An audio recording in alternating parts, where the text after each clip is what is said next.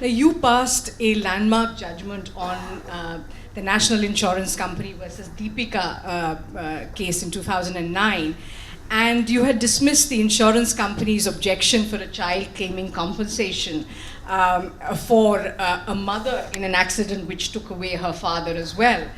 And you sought to quantify the homemaker's income, something which hadn't been done before. And yet there seems to be criticism that you valorized the woman as, as homemaker in stereotypical terms. And I'd like to quote from your judgment: "One cannot ignore or forget that the homemaker, by applying herself to tasks at home, liberates her spouse to devote his energy and time and attention to tasks that augment his income and generate property for the family." Is that a valid criticism? The last part where you extracted my judgment, I think it's out of context, because it's the fourth method of valuation. One was to value every work that she does. One was the opportunity lost. One was to treat her as a partner. And the fourth was this. So this is only a method. This is not me saying anything. Having said that, judges have to be sometimes pragmatic. I knew that the judgment was vulnerable to criticism, because this is something the insurance company, this was never an issue. Deepika's lawyer did not raise it. The insurance company did not speak about it. So normally what does Supreme Court say? This was not a ground. The High Court just went berserk. So I had to balance myself. But frankly, I wasn't thinking of myself as a feminist at all. It was my life. That's all. So feminism is, yes, the woman's right to equality, but it's also the specificity of her experience.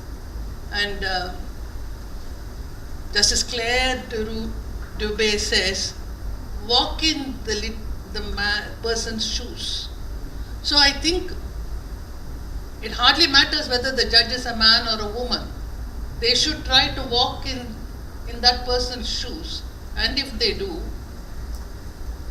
whether they stuff 10% of their foot inside the shoes or 90% inside, that would tell on the judgment. One example I will give. And is there any time limit for that? Yeah.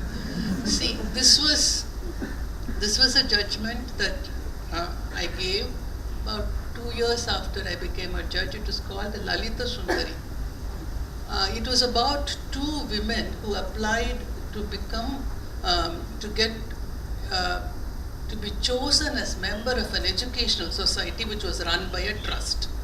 The trust is administered in Tamil Nadu by the scheme court, which is always the district court. And usually the trust was a family trust, and the family members, always male, they were the members of the trust. For the first time, the committee said, now we have to bring in female descendants. And so they applied, put out the advertisement, and women applied, men too applied. And the scheme court said that all along it was only the men descended from the male line of the family who were chosen. So this meant that men descended from the female line of the family will be chosen. And if you chose women, then it would mean forever men who are born through the daughters will be excluded. He didn't think that we are facing a history of exclusion, right? We are never there.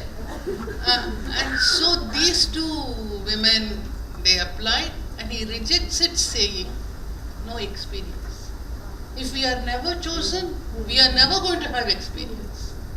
So then, and also, I think everyone here will agree, female descendants means women, right?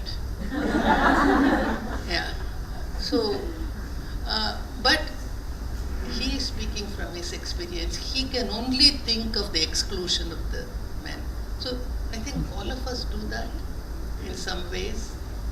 And it's not the label, it's about equality and understanding what that person,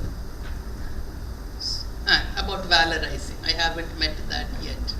As I said, it was about, suppose I had, in fact, I told Dr. Rajeshwari that, suppose I had gone into equality and the right to dignity,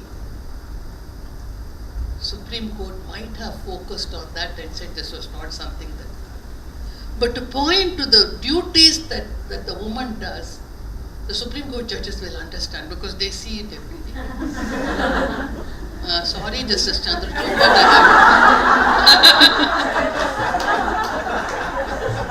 I tell you, I can do a lot of things much better than my spouse does it.